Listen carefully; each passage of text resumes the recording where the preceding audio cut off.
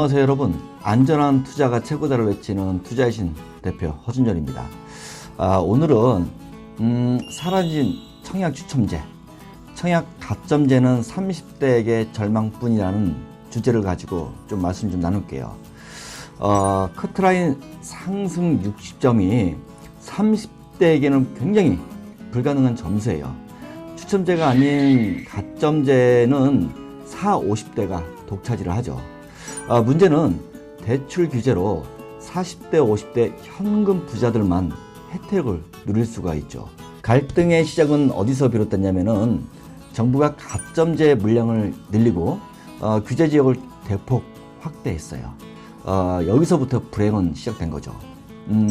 현 정부 출범과 이 현 정부에서 부동산 대책을 마구 쏟아냈죠. 대표적인 게 2017년 파리 대책 그때였죠. 이때 핵심은 실수요자인 청약자를 보호하기 위해서 이제 대책이 나왔는데 정부가 이때 가점제 물량을 굉장히 확대를 많이 했죠. 85제곱미터 아파트를 100% 가점제로 시행했습니다. 여기서부터 불행이 시작됐는데 신규 분양 할인은 투자의 신 앱에서만 가능합니다. 정부는 올 6.17 대책에 그 싹을 더욱 키웠어요. 규제 지역이 사실상 수도권 전역으로 이제 분포됐고 그게 지방까지 확대됐죠. 결국 가점제 규제를 받는 지역이 증가했고요. 추첨과 가점의 불균형이 이제 시작된 거죠. 사실 추첨제는 정말 운이 좋으면은 아파트를 당첨되고 이런 가능성이 굉장히 높았어요. 가점제는 말 그대로 점수로 이루어지기 때문에 30대는 가점이 높아질 수가 없고 가점제는 그리고 점점 높아집니다. 높아지기 때문에 30대 분들한테는 추첨제가 유리하죠. 그리고 40대, 50대들은 이제 가점제가 유리합니다. 가점제 중에서도 또 현금 보유량이 많은 사람들한테는 굉장히 유리하죠. 현금 부자들한테는. 예. 현금이 없는 사람, 여러분도 알다시피 DTI가 굉장히 낮춰졌기 때문에 현금이 없는 사람은 가점제도 큰 의미가 없어요. 내 돈으로 다 사야 되니까. 대출은 일부 부분뿐이 되지 않으니까요. 그리고 여러분한테 질문을 받는 것 중에 Q&A를 몇 가지를 이제 출연했는데 대기업의 나이는 30대 후반입니다. 지금 아파트를 사야 할까요? 라는 질문인데 지금 아파트를 사라고 말씀드려야 할지는 제 생각은 명확해요. 지금 아파트를 살 이유는 없다고 보고 있습니다. 물론 다른 분들도 많이 알고 계시지만 거품이 꼈다 하면서 계속 가격은 오르고 있어요. 근데 저는 왠지 지금 사면은 그게 막차가 아닌가 생각이 들고, 물론 현 정부에 지금 같은 대책이 계속 나온다면은 가격은 더 오를 것 같습니다. 예, 오릅니다. 중요한 건 뭐냐면은 지금 아파트를 사는 사람이 무주택자가 굉장히 많아요. 그 무주택자 30대, 40대가 대단히 많습니다. 이분들은 돈이 있어가지고 지금 아파트 사는 것이 아니라 여기저기 신용대출을 다 땡겨가지고 무리해서 아파트를 사는 거예요. 이유는 뭐냐면은 정부가 대출 한도를 줄여놨기 때문에 더욱더 아파트를 사기 힘들 것 같기 때문에 지금 사는 거예요. 다른 이유가 없어요. 정부가 발표할 때마다 부동산 대책을 발표할 때마다 부동산 가격은 오르기 때문에 불안해서 사는 거예요. 불안해서. 집값이 오른다는 건 둘째고요. 그냥 지금 못 사면은, 지금 무리해서 아파트를 사지 않으면은 주택 가격이 올라가기 때문에 못 살 것 같은 거예요. 예, 이건 전 영상에서도 조금 말씀드린 부분인데 정부는 무주택자들이 불안하지 않게 그 문턱을 낮춰야지 돼요. 물론 다주택자한테는 높이는 건 맞는데 그 불똥이 무주택자한테 튀면 안 되겠죠. 무주택자는 불안해서 사는 거예요. 돈이 있어서, 여유가 있어서 사는 게 아니에요. 이걸 누가 만들었냐? 정부가 만들었잖아요. 정부가 22번의 부동산 대책으로 단 한 번도 안타를 쳐보지 못했어요. 불안감만, 시장 혼란만 일으키게 만들었죠. 두 번째 질문은 자금들이 오피스텔, 상가, 토지에 몰린다고 하는데 맞나요? 결론부터 말씀을 드리면은 맞습니다. 낮은 금리, 주택 규제를 피하자는 것 때문에 부동산으로 몰리고 있는 게 사실이에요. 그 부동산이 뭐냐? 오피스텔, 도시형 생활주택, 토지, 상가 쪽에 몰리는 건 사실이에요. 예. 이젠 그동안 돈들이 아파트 가격이 불안하기 때문에 지금 매입해야겠다는 그런 마인드, 그런 생각들이 이제는 정부의 옥죄로 인해 가지고 주택 규제가 없는 부동산으로 가고 있어요. 이유는 금리가 낮기 때문에요. 은행에 넣어도 그 돈 가지고 생활을 할 수 없기 때문에요.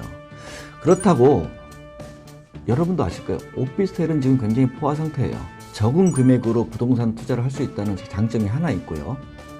그리고 상가는 오피스텔보다 많은 비용이 드는 부동산이에요. 상가는 오피스텔보다 달리 공실 위험이 굉장히 많은 부동산이에요. 하지만 잘만 투자하면은 그만한 가치가 있을 수 있는데 그건 일반인들한테는 그렇게 쉬운 투자 종목은 아니죠. 예, 함부로 했다가는 오히려 손해를 크게 볼 수 있는 부동산입니다. 마찬가지로 토지도 요즘 들어서 토지 문의 같은 것들이 좀 많아요. 사도 되는지 이제 분양 분석을 저희한테 받고 있는데, 토지도 말 그대로 아무 토지나 사는 것도 아니고 재테크 가능성이 있는 이제 토지를 가야 되는 건 맞겠죠. 아무튼 결론은 아파트를 피해서 재테크 수단으로 오피스텔, 상가, 토지, 도생, 지식산업센터 이쪽으로 많이 옮겨가고 있는 것은 사실입니다. 오피스텔, 상가 어디에 투자하는 게 좋을까요? 라는 질문인데요. 이거는 굉장히 상대적인 겁니다. 뭐냐면은 1억 원 자금이 있는 사람이 10억 원씩 하는 상가를 살 수가 없어요. 상가를 투자하는 분들은 오피스텔 투자를 그렇게 많이 선호하진 않아요. 그래서 자금에 따라 오피스텔과 상가는 이제 투자자 입장에서는 크게 갈리는 게 맞죠. 그런 상황이고요. 오피스텔은 가격 상승보다도 그냥 월세의 목적이에요. 월세. 그렇다고 상가도 뭐 가격 상승이냐? 뭐 오피스텔보단 가격 상승할 수 있는 뭐 가능성은 높은데 다만 공실 위험에 굉장히 많이 노출되어 있다는 점. 상가는 무조건 분양받는다고 해가지고 월세 딱딱딱 들어오고, 또는 분양 상담사들이 얘기하는 것처럼 보증금하고 월세가 그렇게 딱딱 들어오는 건 아니에요. 그건 여러분이 선택을 잘 하셔야 되는 거고, 그 책임도 여러분이 지셔야 됩니다. 마지막 질문이네요. 50대 은퇴자입니다. 은행 금리가 낮아 월세를 받으려고 오피스텔을 여러 채 구입하려 합니다. 괜찮을까요? 이번은 이제 자금이 좀 있는 것 같은데 여러 채를 구입하신다고 하니까, 물론 뭐 계약금만 걸고 단기 투자를 해가지고 시세 차익을 노리는 그런 어리석은 그런 건 아니겠죠. 저는 오피스텔 여러 채를 구입하려 한다. 뭐 이거는 상황에 따라 달라질 수가 있죠. 오피스텔 한 채에서 월세를 받는 것보다도 여러 채를 해가지고 오피스텔을 받겠다. 물론 이것은 시세 차익을 노린다는 생각은 접어두셔야 됩니다. 오피스텔에서는요. 오피스텔에서 여러 채 가지고 수입을 받는다. 뭐 이것도 오피스텔 좋아하는 사람한테는 가능하고요. 저 같은 경우에는 상가를 선정해 가지고 월세를 받겠죠. 근데 이건 저에 해당되는 얘기지 여러분한테는 굉장히 위험한 얘기일 수는 있습니다. 왜냐면 상가는 지식산업센터나 오피스텔이나 도시형 생활주택이 아닌, 이거는 거주가 아닌 또는 이제 상업용으로 장사하는 목적이기 때문에 임차인들이 장사를 많이 해본 경험자예요. 그러니까 이분들은 위치 같은 거를 여러분보다 잘 볼 수 있는 경우들이 굉장히 많아요. 공실이 되느냐 안 되느냐 일단 관건이에요. 두 번째가 월세가 얼만큼 나올 것인가. 물론 분양 직원들은 얘기는 하겠죠. 근데 그거는 참고로만 들으시고, 여러분이 이제 공실이 나지 않는 이제 상가를 선택해야 되는데, 저희들은 이제 공실이 날 것인지 나지 않을 것인지는 어느 정도는 거의 다 알 수밖에 없어요. 왜냐면 공실이 나는 상가들은 대체적으로 이제 보여요. 공실이 나겠다. 또는 이거는 유명 프랜차이즈가 들어올 수 있는 위치다. 그 건물 중에서도 어떤 호실은 공실이고 어떤 호실은 뭐 서로 이제 들어오려는 점포가 있어요. 이게 상가의 가장 큰 장점이자 단점이에요. 그래서 이거는 단편적으로 말씀드리긴 어렵지만은, 아무튼 이분 같은 경우는 여러 채를 구입하려고 하는데 괜찮을까요? 하는데 그건 성향에 따라 다르기 때문에 뭐라 말씀드리긴 힘드네요. 다만 저 같은 데는 부동산은 분산 투자를 하지 않고 한 곳에 조금 집중해서 하는 투자를 선호하는 편입니다. 여러 군데 하면은 관리도 힘들 뿐더러 오히려 주식에서 분산 투자를 유도하지 부동산에서는 분산 투자를 유도하지 않습니다. 일부 전문가들은 뭐 분산 투자를 하라고 하는데 저는 그거에서 굉장히 부정적인 생각을 갖고 있는 사람입니다. 부동산 분산 투자해가지고 성공한 케이스를 저는 단 한 번도, 일반인들 경우 케이스입니다. 단 한 번도 본 적이 없기 때문입니다. 다음에도 여러분에게 좋은 유익한 정보가 될 수 있게 새로운 주제를 가지고 또 찾아뵙도록 하겠습니다. 안녕히 계세요.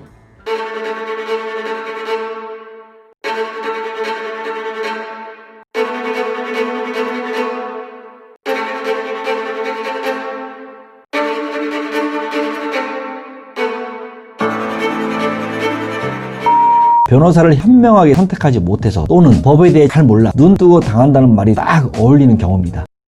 프리미엄을 못 받냐고요? 쪽박 차실 분은 그렇게 그냥 받으세요.